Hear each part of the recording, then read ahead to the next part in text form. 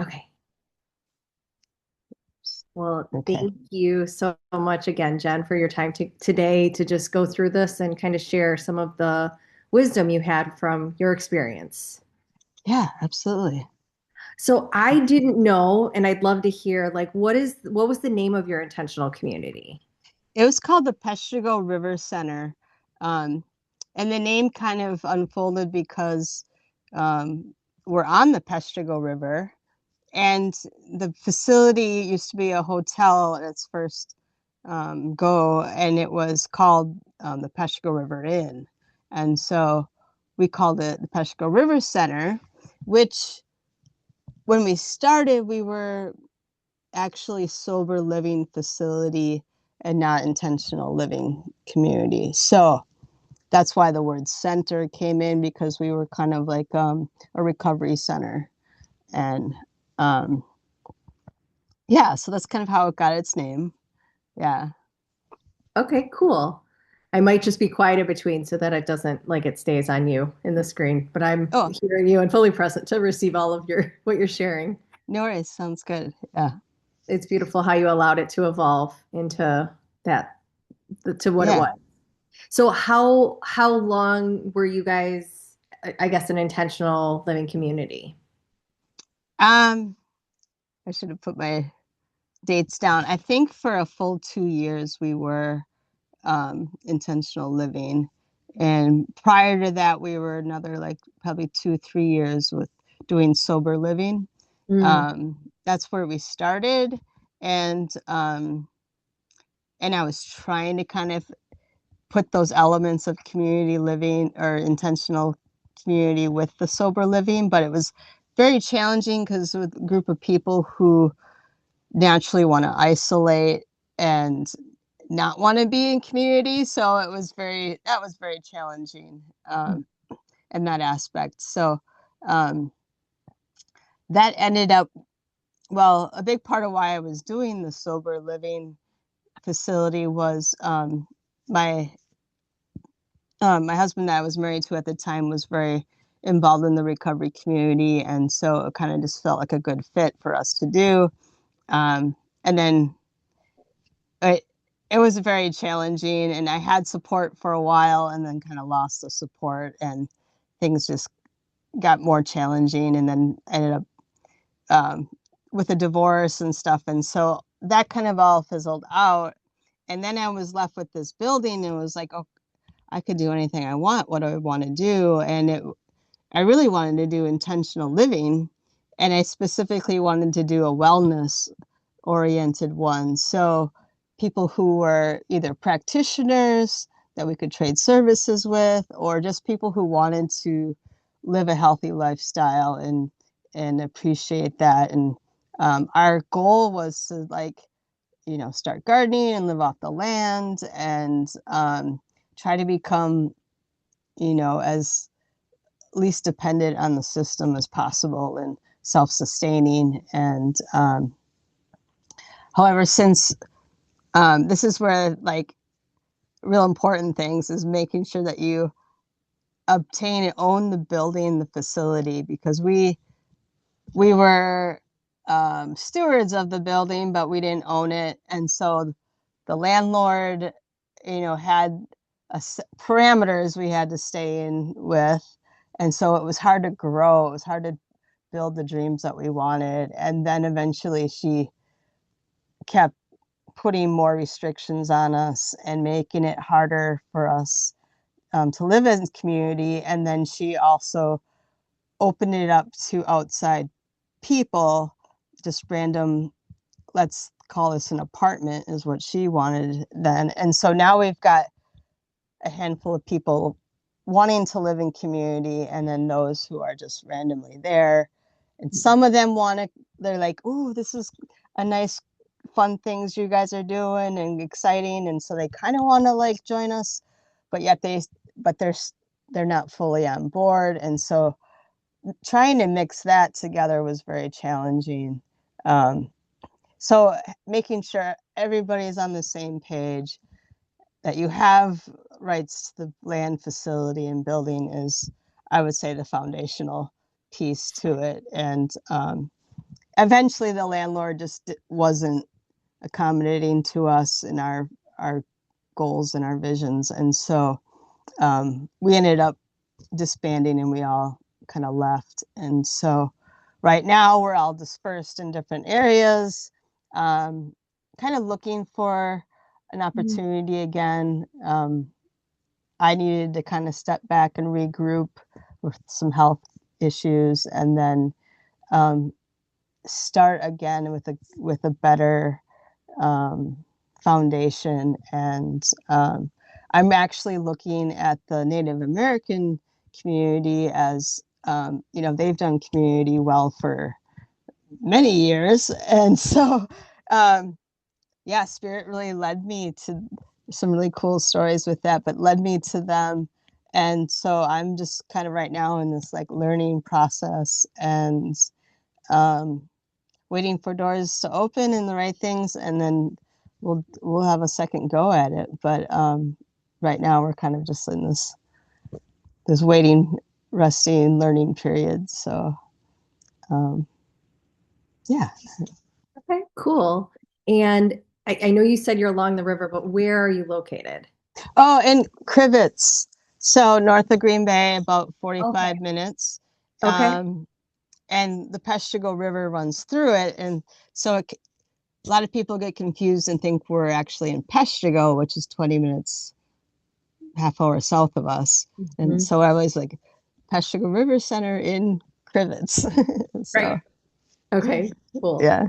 And then what was the mission and purpose when you shifted into the intentional living center? Yeah, it was to bring people together in wellness.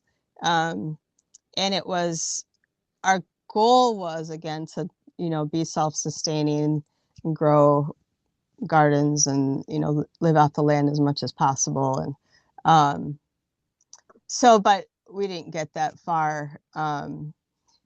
And so our kind of goal was to just live intentionally together, where we would do life together. So we would get up and do qigong together as a group, and um, we'd make meals together, but we had our own food most of the time, and but we would still gather and prepare them and eat them together. And um, and then we would like some do activities and things together, go hiking and Mhm. have gatherings and bonfires and stuff. So our kind of mission, um, which we didn't have a lot of formal written out purpose statement and all those kind of things, um, which I think there's a value, definitely a value in that, but I think sometimes you can also get too rigid in that, where it's like, oh, it's all Mhm. written down, and it can get like way too much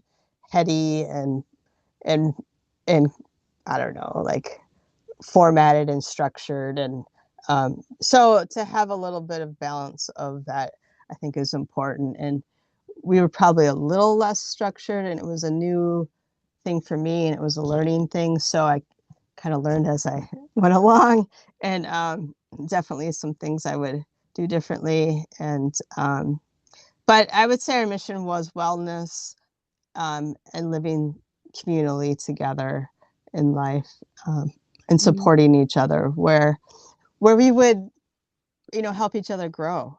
And there were times where it was challenging. Like we're we're all individuals. We come from different backgrounds, and most of us, I mean, I've had some community living background before in different types of communities, and most people haven't. And so to go from this independent American lifestyle and then live in community is a challenge. So like people don't realize that your decisions that you make and the things that you bring in affects everybody in the community. And we're not we're not conditioned to think that way. We're conditioned to think just on our own and ourselves. And so we had to like work through some of those things, and how does this affect um, the community as a whole. And so making people more cognizant and aware of what what they how they behave, what they bring in, just even certain decisions that they make, and um, who they bring in, and that kind of stuff all affects. Um, so there was like that learning curve of helping people grow in that aspect, and then just people's own personal stuff. We all come in with stuff, um, and it's messy. And so I describe it as a rock tumbler, um, where you have all these rocks in there, and um, it's messy, and you rub into each other. They're rubbing against each other. They're hitting it. It hurts sometimes, and it's not fun. But eventually, at the end, when you have these beautiful gems and stones because of all that coming together and rubbing together. And so that's kind of how I describe community, is that it's a rock tumbler, and um, uh, ends up being beautiful when you put the work into it. And um, so helping people through their stuff, and some have um, had a lot of stuff, that is some more than others. And I think it's important to kind of have a balance of, uh, it's hard. I don't want to judge people, but there are people who are further along in their journey um, than others. And so to have some stronger people that are able to come alongside some of those that need to be carried under their wing a little bit more, or given a little more patience and attention, and to have some more of the mature people to be able to like balance that out. Where if you have just everybody who's needy and have a lot of issues, and it's like, oh, because that's kind of how the sober living people in recovery were. Everybody was on the same page of, you know you you need a lot of support. And if I were to do recovery again, what I would definitely do would be balance that out. So you would have um, kind of like how dogs are there in a pack, and they'll take a wounded dog and bring the wounded dog, or the traumatized dog in, and then the pack heals it. So um, I would kind of do like a reverse recovery model, so that you would have the majority of the community is healthy, and you bring in that one or two that need the extra support, because otherwise it was just chaos, where they would feed off each other, they would fight off each other, they'd sell and trade their substances, and it was because they were the majority. That's just kind of how things went. Um, so I think a balance. So back to intentional community, you want to have a balance of those who are stronger in leadership, stronger in um, maybe their journey in life, and maturity, um, and I'm not quite sure how you would assess that all. If you're gonna evaluate that to, um, it depends on how you set up your structure, and um, just conversations maybe in general, for Mhm. sure. But um, yeah, so I'm not sure if I got off No, talking there, you're but perfect. yeah, You're perfect. Well, yeah. you gave a little more like well-rounded answer of also other things that would be supportive to, well, for the intentional community or the recovery. And what was your role or relationship to it? Were you the founder? Yeah, yeah. I started it up, and Awesome. yeah. And you had named that you had lived in intentional or in community before. I was curious if there was like an initial draw to community. I've always, well, I'm just social. I love people, and I Mhm. just always feel. Well, I went to college for 6 years, and it was kind of, we had a tight group and community, and I appreciated that, and so I those kind of things, and then the community that I ended up with is I work for a camp for adults and kids with intellectual disabilities, and it was a summer camp, and then they had did things throughout the year as well. But the staff lived on the grounds, and so the staff had this community, and there was probably about 12 of us or so. Um, and I learned a lot through that, and lots of pros and cons. But what I think I like, I mean, there's so many things I like about community, and one is like, I think about my childhood and growing up, and you're stuck in this house with parents and siblings, and chaos happens because it's life, and everybody's stressed, and and all this, and if we could go beyond those four walls, just think of the people that could come by and say, hey, it looks like you're stressed, can I take your kids for a while, you know? And or like, hey, I think you guys need to go get some help or whatever. But that doesn't happen because we don't let people in outside our facades, or are put on our face. But when you live arm in arm next to somebody, you can't have facades. They see it, and they can help. And I just think of how much, not that I had a huge traumatic childhood, but there was still stuff, and it was still hard, and it was still like, gosh, I wish it wasn't like this. And I think there's just so many solutions. And then even just the aging process of parents getting older, and the whole, nursing home thing and all that. It's like, if we lived in community, we could, that, individual could be cared for by multiple, and it's not just laid on one or two people. And so it solves that issue. It solves raising children.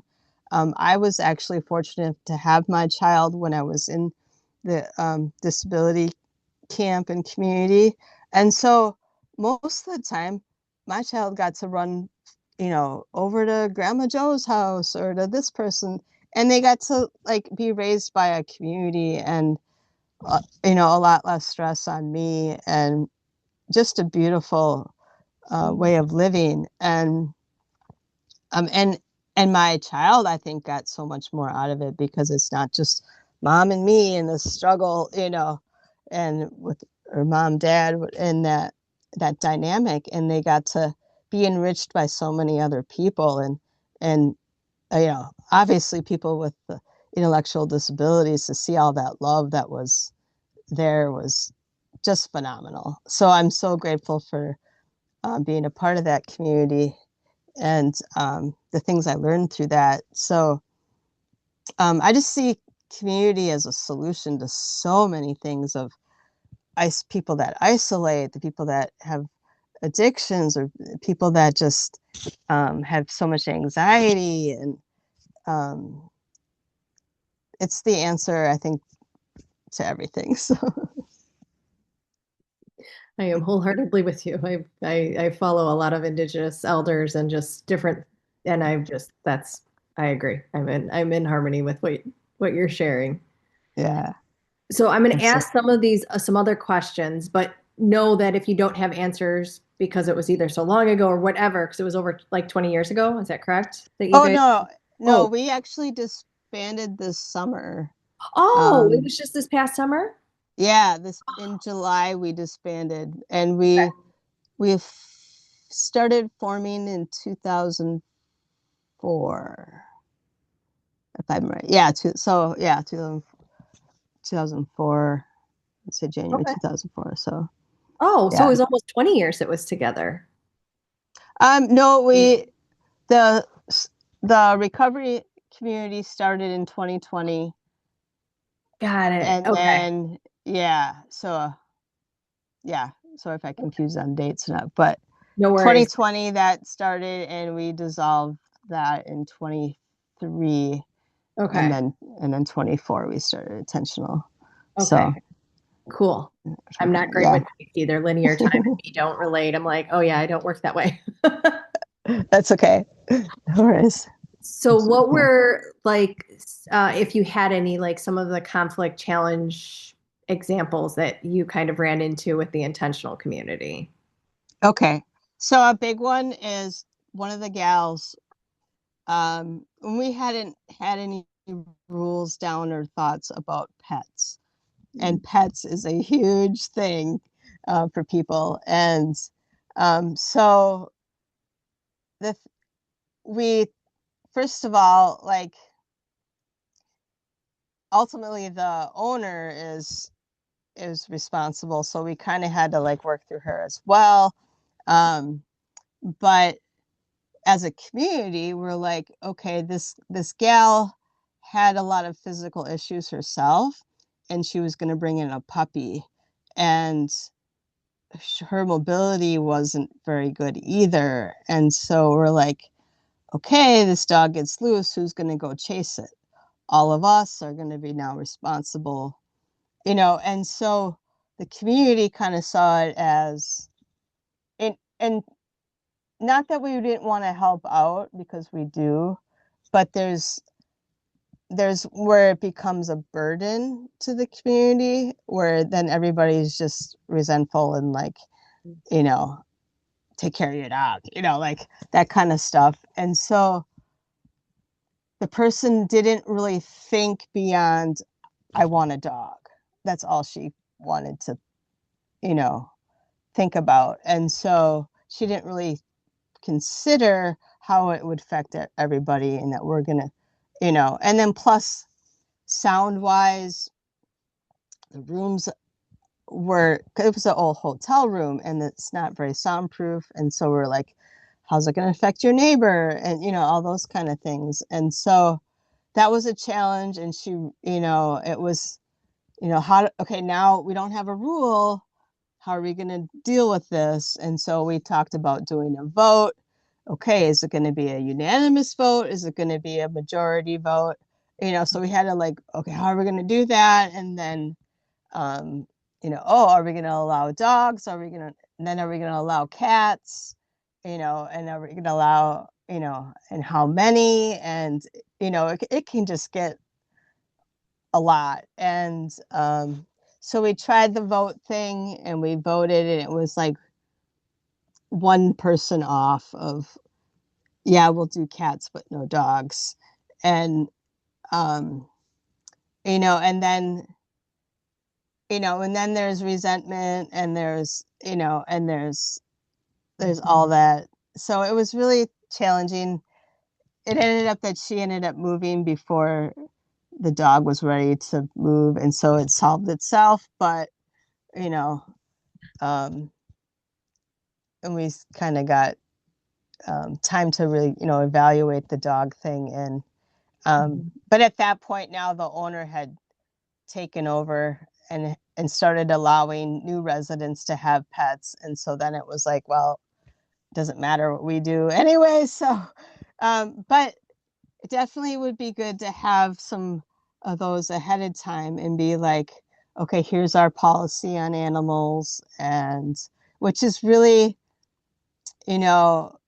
people they can get their what's the emotional support certificate, but and they say that that can bypass housing rules, but I'm pretty sure the housing rules still are, as it has to be a trained assisted dog with the vest, and which requires like a year or more training, and it's more more than just a letter from your doctor that a emotional support animal. So you'd have to look into what the rules are in your jurisdiction, I guess, on support animals versus assisted support dogs and things like that. And then come up with what does your community want.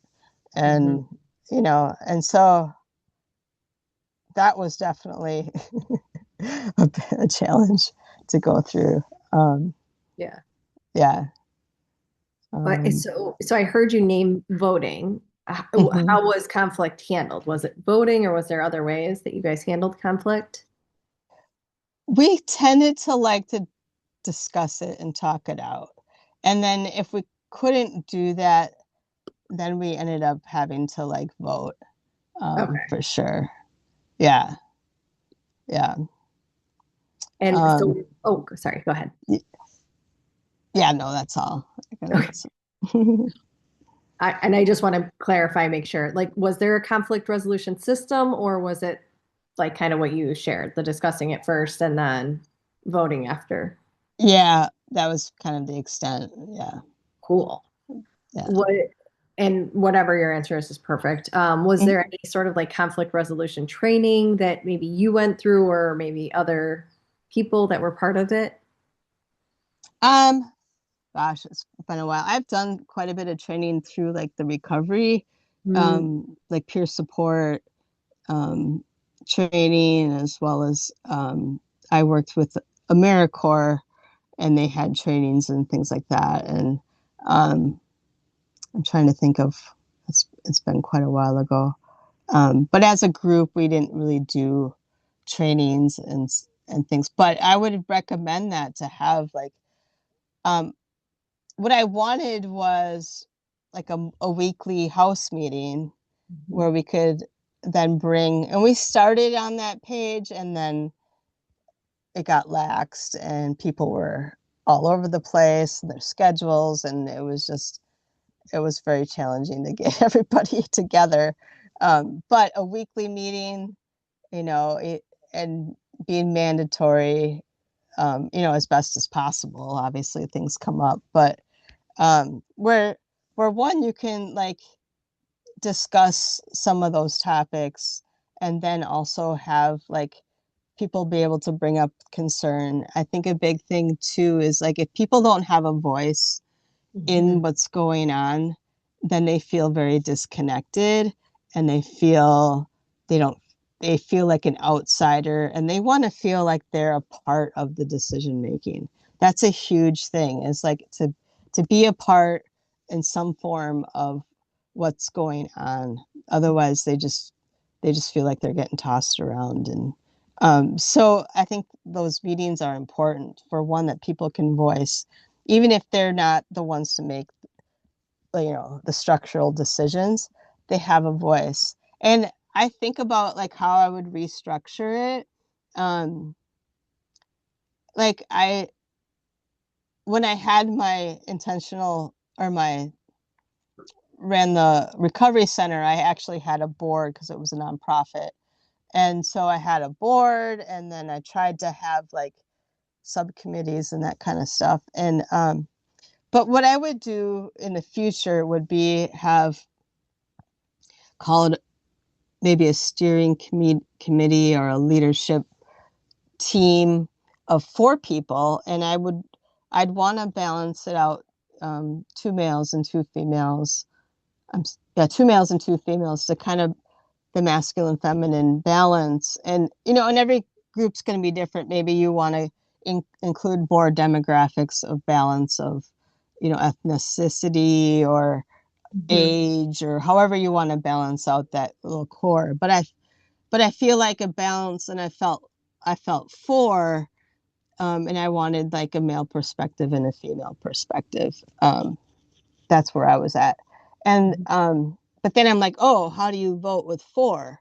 And and so then I was trying to get creative with it, and I was like, well, when you go to vote, you could put down whether this is an animate, like I vote yes, absolutely, or you could vote I vote yes, but I could go either way, you Mhm. know.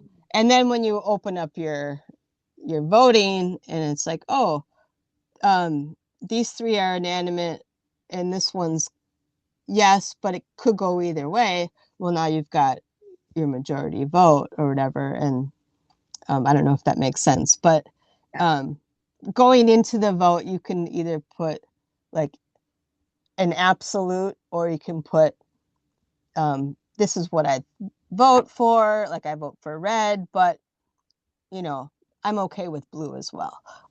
That type of thing. And so the ones that are kind of on the fence, they they kind of like their vote kind of gets dropped out because it'll go to the majority. And so that's how you could get a majority vote. Um, So that's like the leadership, and then underneath that would be all these subcommittees. So you would have, people that do work with the grounds and the gardens, and then you have people that work with events and social connection, and you would have somebody who works with the cleaning and the kitchen, and you'd have all these like little different um, groups. And so underneath your top leadership, you'd have another smaller leadership with each person from those committees has like a head person that oversees, like your kitchen manager, and that person then is in this, the second tier of leadership. Mm-hmm. um, and then they would have their committees, the kitchen team, and then the whole team, they would gather and they would get to voice, and then you would just keep bringing that up towards the top. And but you still have your house meetings where you can be all together too and stuff. But that's kind of how I would structure it in the future, Mm-hmm. just to give a little more structure to, and a little bit, I guess, having, I don't necessarily like a top down authority. Like, I feel like it should be more group authority, but I think if you have, your core leadership is not one person. Definitely, I'm against a one person leadership, because the one person obviously can make mistakes. They can get authoritative, and they can get tyrant even, and just like overtake, everything. And then there's, just we've we've seen communities that have gone awry off of a one bad spokesperson leadership, or however. And um, so having a core, I think, is important. And then as much as you can get other people involved in the Mm-hmm. processes, but you can't have 20 people, you know, dickering over, certain things that just, has to be spelled Mm-hmm. out for people by a smaller number of Yeah. people, you know. But Yeah. Thank you. Thank you. Was there, because I know you said like you would talk first, was there like perceived like support during conflict? um, now when I did the recovery group, I did have people like a what's the word? A monitor, or Hmm. a there's a certain word I'm looking for. Is it a monitor? The person who's kind of like the non-biased, or mediator, I should the word mediator, that would mediate the conflicts and stuff. So I'm trying to think how that would work in intentional living. You'd have to maybe get somebody outside of the community to come in and mediate if there was a real, because if you're living arm in arm next to everybody, it's going to be hard to have a non-biased person in the group. Um, so yeah, looking, I would say outside for somebody who could mediate would a good idea. Okay, cool. And I know like you named that one, but did you guys have effective tools or practices or ineffective things? You've named a couple of like what you would do differently. Mm-hmm. Um, yeah, we didn't. So when I did recovery, and again, that was kind of a learn as I went as well. I ended up creating a bunch of what I called um, commitments, community commitments, because I didn't want to call them rules. Guidelines may be okay, but I want something that people would all buy into and not just be told what to do. And so I created a big list, and then I kept having to add more and more, like, oh, didn't think about that. And so then I would add that to the list. And I had a pretty good list and structure when I did the recovery. And then going into intentional community, it got, I didn't feel I needed it as much of that structure. And there were people in the community who got stifled with the structure and got overwhelmed with it. And so I kind of backed off on it a little bit and be like, okay, we don't need to have everybody sign off that they're going to follow these things and make it da da da da da. But, you know, I think there's a middle ground because, you know, where if it's just deal with things as it comes up, it would have been nice if I had a little bit of something that we were all on the same page and agreed with coming in, which we did to an extent, but it wasn't very formal. It was more verbal. Hey, we're gonna commit to living together and blah blah blah. So I think a balance, because again, over structuring can stifle a lot of things, but not enough can leave you in sticky situations. So and people need to know what we're signing up for. People need to know parameters, because when you don't have parameters, it's like a child who, like, they're going to test the waters, and then if there's no parameter, well, then there's chaos, and they actually feel safer when there is a parameter, and it's like, oh, okay, the parameter is going to help me feel safe. So having a balance of that, I think, is important. Okay. And I don't know if this happened while you guys were together, but was there like a common reason for people leaving the community? um some people, it was jobs. They got a job and they decided to Okay. move out. So, some people, I'm trying to think of when other people left. Most of us stuck together until the end, and it was because community couldn't happen, and the owner just got more and more, like, in, really insane. And so we were like, we can't live in this condition. And um, that was the main reason that people left. But Okay. so, Yeah. yeah. And I guess who, if there's an answer, who thrives and stays, or who would have thrived and stayed in the community had you not had the owner situation that you were dealing with? Right.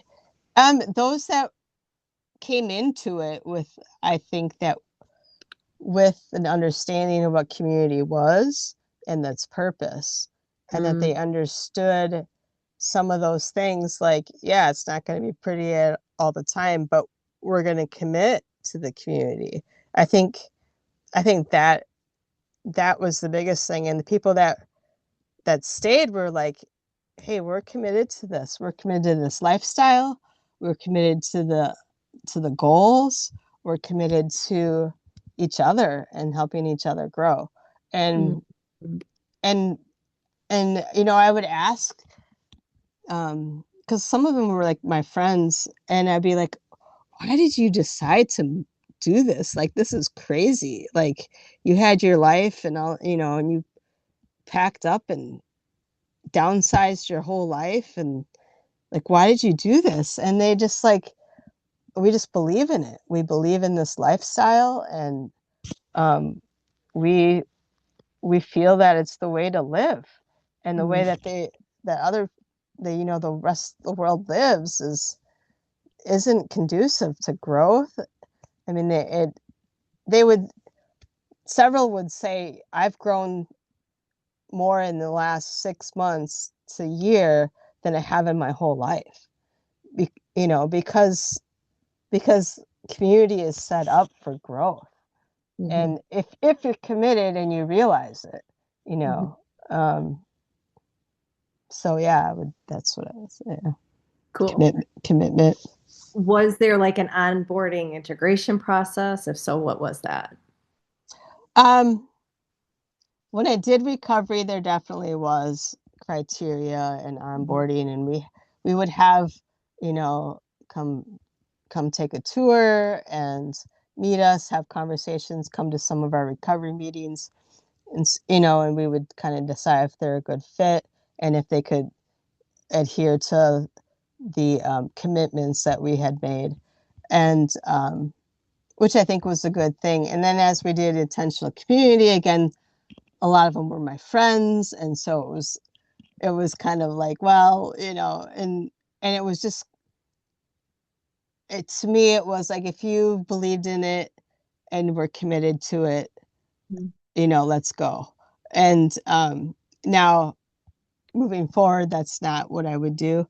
um, and um, but so but we did have, especially people that we didn't know, we would say, okay, come visit us, come take a tour, come. Mhm. We would do Taco Tuesdays, and it's come do a Taco Tuesdays and have a meal with us. And so we did have that set up, so like we didn't just let anybody come in. And then um and it wasn't like a formal vote, but we would have this like, what do you feel? Are you getting good vibes? Are anybody got something that they're concerned about? And we would have a discussion. And um, I think, yeah, we didn't really have, and again, most of the people were people that we knew.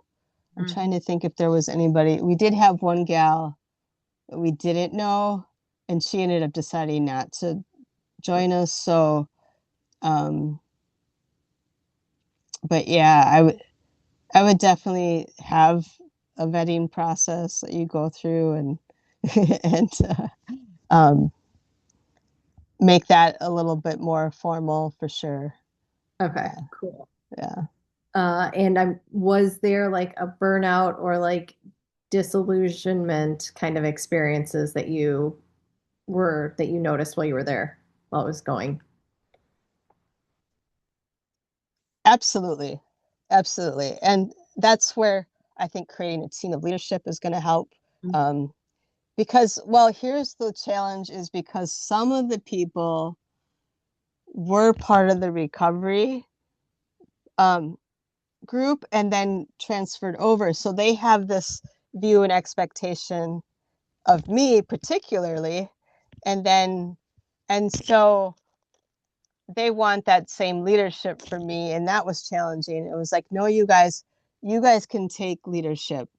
I'm not the leader. We're doing this as a team and as a group. And so when the toilet got plugged, everybody's used to coming to me, and I'm like, you grab the plunger and take care of it.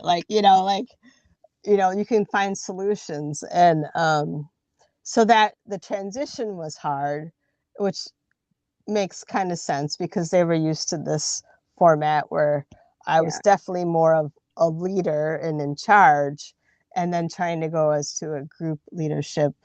Um, and I think group leadership is important. And again, getting people to be empowered to so it doesn't fall on one person. And when smoke alarms are going off and whatnot, and am I the one who has to oversee like everything? And there was burnout because of that, because it I didn't quite create it in that team leadership from the start. That Mhm. would have been more helpful, um, where there wasn't so much pressure on me and making sure everything got done. And again, if you have that four as a core leadership, I think that in itself, there's four people, that can get a lot done and responsibility, and then they can disperse as well, and divvy out and things like that. So Okay. um, yeah, definitely can be burnout. And how was that addressed? Like, because there was such a challenge with that transition, and you didn't have that group leadership in place. So how did you address it? Like when they would come to you, or um, I would definitely remind them and speak them that, we're a team now.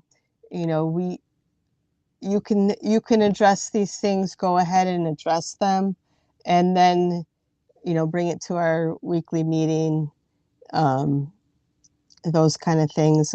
And that's why the weekly meeting, I think, is, important, is so that we can get everybody on the same page and remind people, like, hey, if this happens, you know, you have permission, you don't need mine, or Right. and just talk about how things will play out if when things go down and stuff like that. Okay, cool. Then we're going to shift hats into like Yeah. financial. What was the financial structure? And if you're just like, we didn't really have one, that's okay too. Yeah, so it was, everybody paid rent, because Hmm. again, I had to, um, that I wasn't the owner, and there was things with the building that had to get paid, and so there had to be an amount, and so everybody paid rent.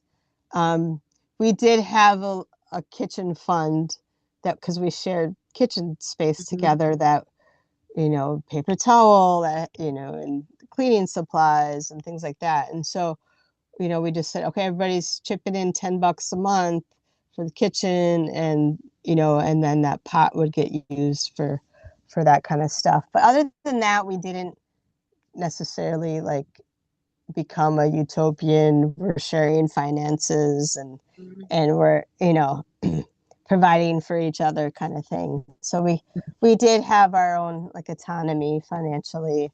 People Okay. had their own jobs outside of um, the community, and yeah. Okay. Was there any challenges, I guess, with that, with the financial, like the way that it was kind of set that way with, paying rent and then having that kitchen fund? No, because I mean, I shouldn't say that. There was one gal who was like, well, I don't use the kitchen, and I don't use the supplies, and she'd bring in her own supplies, and it's kind of got a little weird. But um and it's like, oh, but you just use the paper towel, that kind of stuff would kind of Yeah. show up. But um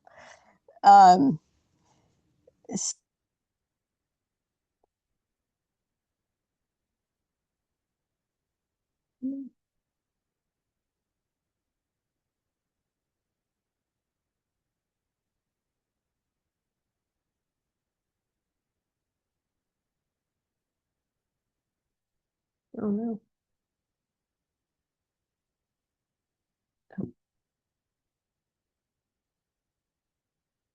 I don't know if you can hear me, Jen. It seemed like you might have lost connection.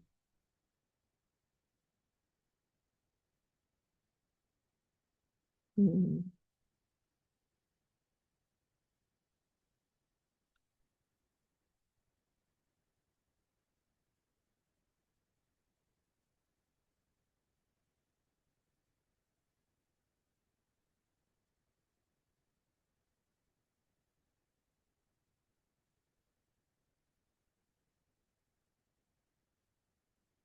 Hmm.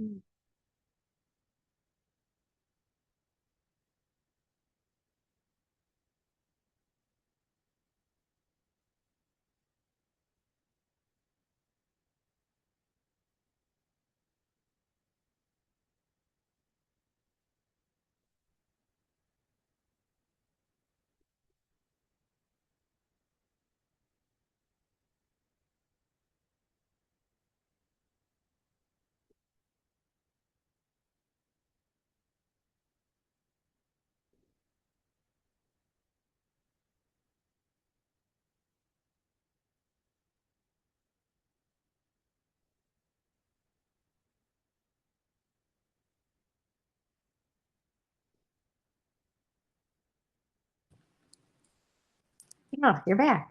Yes, I wasn't watching my battery and it just died. Well, thank you for coming Apologize for back. that. No, it happens.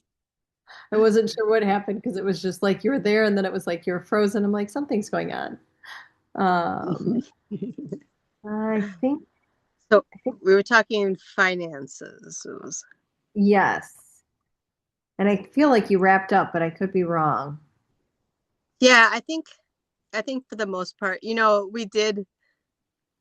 we, if somebody was struggling with finances, we would help them out, so we weren't like completely rigid with the finance part, but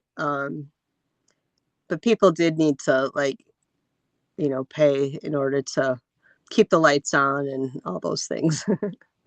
Okay. So And you had named earlier like that you guys didn't have like any formal structure. Was there any, and you said that like you started coming up with some agreements or guidelines. Um, was that something that was shared, like the formal or even informal kind of guidelines for the community? yeah, again, with the recovery group, we had a whole bunch and it was very spelled out, and Right. we had people sign them and all that. um, with the intentional community, it it mostly was verbal. Yeah, we didn't have anything written where people had to sign and Okay. things like that. So yeah. Okay, cool. And you named that there wasn't like any sort of like governance model. It was just like you guys would have your weekly meetings. Is that correct? And then, Right. We try to do everything as a group. okay. Um, I I would probably be weighted more as the leader just because of um, I knew how all the building ran and all the everything that needed to be done, and so and then again, people look to me, um, and because it's my baby and startup, and so I, it was I was more of a leader than I wanted to be because I believe it should be done with multiple people and as a group. Um, but I did have some good, strong leaders that um, helped make things happen and help come alongside me and make decisions, and that I would go to. It just wasn't a formal, oh, you're the, you're this tier or whatever, you're this. There was no labels given to anybody. So. Okay. And were there kind of pain points? Because you've named that, like you would now knowing that you'd put in like some sort of leadership team, but were there some pain points in the, I guess, lack of structure that was there? Um, yes and no. I mean, I think it allowed some freedom, for things to evolve naturally and to resolve naturally, that we can come in relationship and deal with things in like a family Yeah. aspect. Mhm. um so that that was kind of the pro, and then the con obviously is um when how would I when the coming together as a family doesn't work, and or people don't want, I don't know, I guess I don't want to say don't want to be a, I don't know, I'm not sure quite how to describe it, but I think as you're building family and you're building trust with each other, you're not quite there yet to like fully trust Mhm. the family, and so people are going to want some parameters and guidelines so they feel safe and they can feel safe that others are going to be following the same thing. And so um, and I don't know, like sometimes I think having this written document and piece of paper, is that just a false security thing? Like, oh, okay, great, everybody signed this, everybody's agreeing to this, but is it really going to get played out? And so how much weight are we going to really put on structure and guidelines?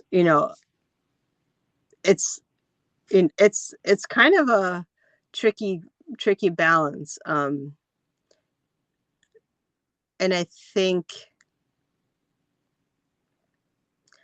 yeah, especially with people that are new to each other, um, don't have quite the same goal or idea of community, and that takes a while to develop.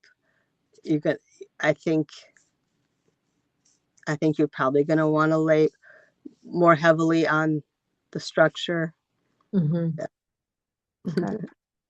And was there a way for like, because I mean, there wasn't really the formal structure. So was there a way for like maintaining trust and accountability, or that wasn't yet established? I don't know. Um, we just had the talks. We Okay. would we would just approach people, and or they would say, hey, we need to talk this out, and we're going to talk this through, and Mm-hmm. um and if it didn't come to resolution, then it'd be like further discussions, um and we trust that spirit would show us a solution, and more would be revealed, and trust that process. Mm-hmm. um yeah. Okay. And then the last few questions. What were some of the lessons that you learned, even just from the early days of when you started it? Yeah, so let's see, definitely having ownership of the land and the facility is a must, and uh, that was a big thing. Gosh, there's so much. um, I learned that I can't wear every hat, and um, but you do what you got to do, and you work with what you got, and um, so I definitely learned to reach out and get more people on board that can help, and um, I'm trying to think of some other good lessons. And we talked about structure, and um, um, yeah, I think just having a lot of some of the core things decided with your core, like, are we going to allow alcohol? Are we going to allow smoking? What substances are we going to allow, not going to allow? And the pets, and how are we going to do visitors? And you know so there are a bunch of core things, I think, that needs to be decided upon, Mhm. so that those are things I definitely learned. um yeah, and I think for me as a leader is like how to empower people, and that was a big thing, is like empowering people to take ownership, and to buy in, and to have their own leadership that they can do. That's a big thing I learned, is because you don't want to end up being that sole person. And yeah, I think those were my biggest learning things. Okay, awesome. And I think you've named some of these, but I guess we'll bring it present here. Are like what advice would you have for new communities, like your top two or three? um Set some goals of what you want to do, and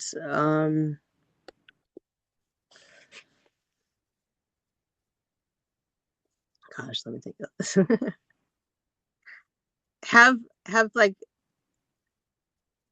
create a mission together and do things. So I guess I didn't even explain some of the bigger vision that we had was, we being in a hotel room, we had spare rooms. And so then we would have like weekend retreats where we could have a wellness retreat, and we had different things. We had people who would come in for the weekend. And so that one then would be income. So back to the financial piece, that would bring in income, but yet it was part of our mission. And we loved it that we could host people and then have these mindful retreats. And so that was, we just started doing, we ended up doing, we had 3 of them, I think, before we disbanded. And that's where we were headed. And it was like, that was really beautiful and what we wanted to do.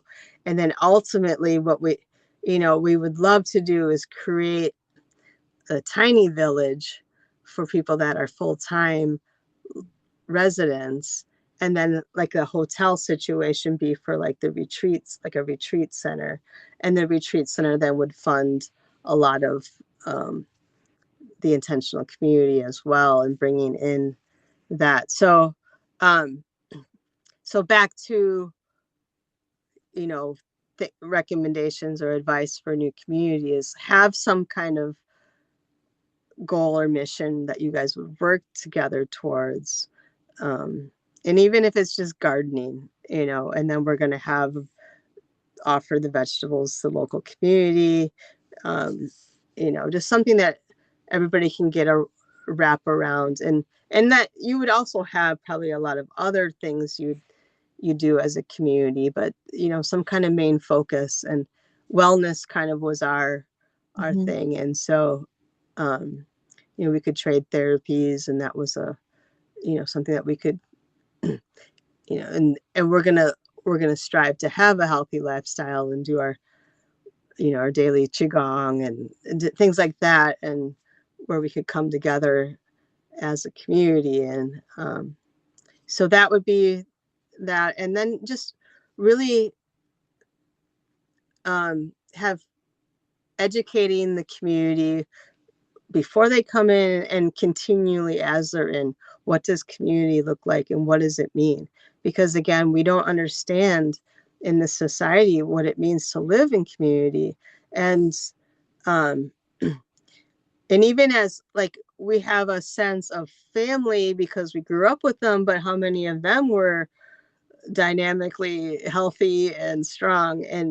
And so we don't have a good picture of what that looks like. And so to have continual discussions or trainings on what is community, what what are what is that going to look like, and how can I have my autonomy but yet still be a part of community, I think is a big thing for people to start getting educated on. Because if they don't have that understanding, then you're just in an apartment complex. And what do you want? Do you want an intentional community?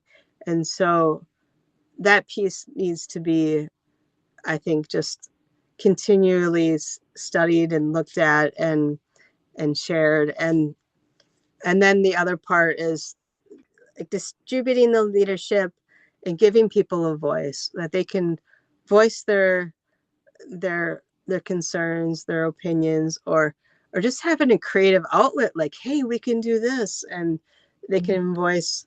And then that they can feel like their ideas matter, I think.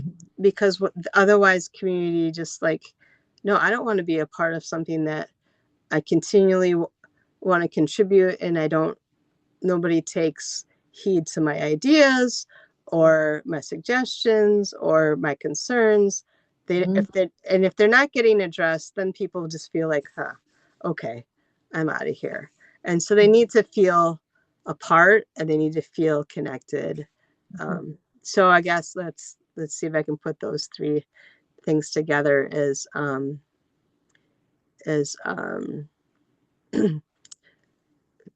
feeling as part of community, sharing a voice, having the idea and understanding of what community is, having a communal leadership that involves everybody, that can have structure, but it still involves everybody. And and yeah, and then just mission and a goal, having a mission and goal to wrap around. So Okay. So I got a picture of a tree, like as you said, that a mission or goal to wrap around, like hugging yeah, everybody out in the tree. yeah, Um, absolutely. so what if you could celebrate like something like any community successes or proud areas, what would those be?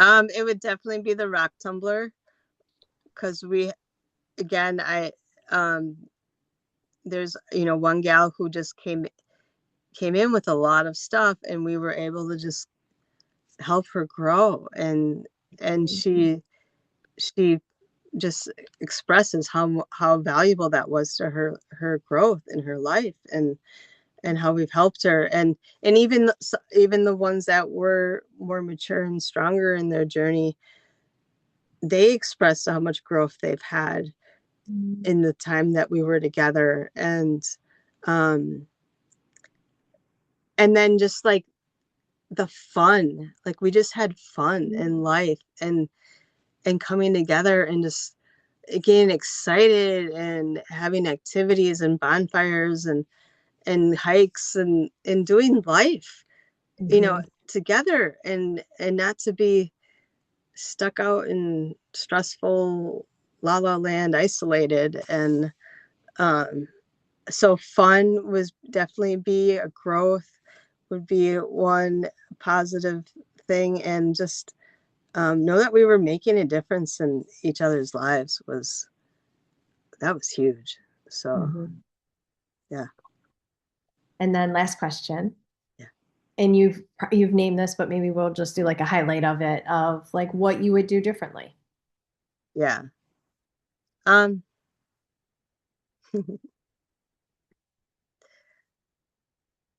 I think everything's for a purpose and a reason, so um I wouldn't do that situation differently, but moving forward, yeah, obviously. um Mhm. yeah, again, just continue to teach community what that looks like, making sure that that's always present, and then always having outlets for the voice, Mhm. um, and for people to feel a part, distribute the leadership, um, have ownership of the grounds, um, vision, mission. Gosh, I think yeah, those are the things. Okay, cool. I didn't know if you had any other referrals. That was something that's on here, like referrals to other communities or individuals. Oh, okay. Gosh, I I'm a part of, it's ic.org, which is Okay. intentionalcommunity.org. If you haven't been to that site, it's got all the intentional communities. I'm going to say all, but all that are registered, Okay. um, across the United States and nationwide. Mm. Um, and so I started following that, and they have, you can go and see what communities are doing, and in Wisconsin there's a handful. So um, they also have trainings too, like on community and things like that. So I've started to dabble into like what they have to offer. And then there's just a bigger network there. So ic.org is definitely a connection I would go to. Um, I don't know, like, I need to get back into my networking. I used to be more connected with different um, groups and stuff. I this is what I hear, is a lot of people that want to start. Oh, we want to start. I would love to start this community. Oh, and so there's all these ideas and people that want to do this, but then ones that are actually doing it. Um, and that's a big part of why I jumped in. And then just like, okay, I don't have all my ducks in a row, but we need to start, because otherwise it's this lofty dream, and we're never going to get there. And you need to, I feel like you need to just jump in the water and you learn to swim, and eventually you do. And um, actually, I do have a friend. She does this as an organization called One Love, and Mm. her part of that organization is going to be intentional communities, and so she's really studying different um, networking things and um, different kind of new innovative ways to do community. And she's out of Appleton. I could connect you with her and Oh, on some things like that. And she's wants to do intentional community in the private sector. So like a PMA, which is a um, private member association, because actually within a private member association, you can have your own governance that's supposedly outside of traditional United States government, where and I don't know how it all works. She's done a lot of research on the PMAs, and something to look into, especially if you want to have a community that maybe does sacred plant medicine and different things that or just to avoid some of the infringing rules of traditional government. A PMA gives you more freedom. Um, so I could connect you with her as well. And oh, thank you. yeah, Yeah, if you could. You have my email and I texted you too, so you have my phone number. okay, yeah, How do I spell your intentional community name? I want to make sure I spell it right because I'm in okay, Illinois, so I might. yeah. Peshtigo, which is Peshtigo, Peshtigo Okay. River, and then center. Okay. Uh, Cool. yeah, All I right. think we're still actually on the ic.org. I don't think I've taken myself off there because I still like to connect with people. And then what I have been doing is, if people are looking for communities, is I connect them with Lark and say, hey, these people down here are looking at communities, maybe might be a good fit. I don't know. So that's what I've been doing. I don't know if that's kosher or not, but I think that's awesome. No, I yeah. appreciate it. And I know the LightRoot Collective, I'm sure they appreciate it too. Are you with the Light Roof Collective? I'm volunteering with them. Okay, cool. So yeah, I found them through one of my friends because I'm the fifth generation on my family's land, and I part of my vision is to start an intentional community. So like you, I'm already doing it through having circles and doing different events on the land, and Okay. I'm trying to gather information to take the next step. Okay, where is that located? I'm out in Lake Villa, Illinois, so right across Illinois. the Wisconsin border. Okay, Yeah, gotcha. yeah. And do you know the LightRoot Collective, what their status is? They're potentially were between like Milwaukee and Madison. They were looking at Delafield or something over there. Do you know? I don't know more than that. That's about all Okay, I know is that they're still like that they're looking, and I think they're also similar to like what you named of like owning the land okay, to start the community. But I think this is part of that next step of gathering information from other intentional communities to see what's working, what's not working, so that they can have a good foundation when they do start. okay. And that's what this call is kind of doing, is Yes. for that specific group. It is for that specific group. That's what, yeah, I'm a part of to help support their mission because I believe Wow, similar to you, is if we can all like start to move back into that realm of living in village community, I think we would all be much happier and it would be more sustainable. absolutely. Yeah. Wow. That's so awesome that they're taking this much, like, because somebody else interviewed me as well. And Oh, okay. they're just they're they're just really doing their homework, which is amazing. Hmm. um and I can't imagine anything but success for them. It's just like, yeah, so cool. Yeah, it is. I appreciate your time so much today, Jen. Thank you so much. Absolutely. Yeah, Yeah. thank you. Yeah. Well, look, good luck for your adventures too and your community. Yeah. And, if you have questions in the future or anything too, like, yeah, I'll let you know. Okay, yeah, and I'm curious, like if you feel at all ever called to share, like what you're moving towards, because I know you said you're in process of kind of looking for one and maybe moving that route in the future. Yeah, right now um, I feel called to be in this area for, well, at least till my son grows up. So another like 5 years Yeah. in this area. So I would love to stay in this area. And I really feel like, okay, so the land and the building that we had, it was absolutely phenomenal. And I feel like, and I've had some Native Americans come to the land and feel like the energy of it, and it's pretty powerful. I feel like the building's actually built on a burial ground, and so I feel like this is what comes to me is Mm-hmm. that um well, the owner, I feel like is gonna relinquish the ownership, or it's gonna fall apart in their hands. And I feel like that in the future, like right now, I know the US government's been giving land back to natives in a Mm-hmm. slow way. And I feel like the riverfront properties are going to be priority to go back to the natives.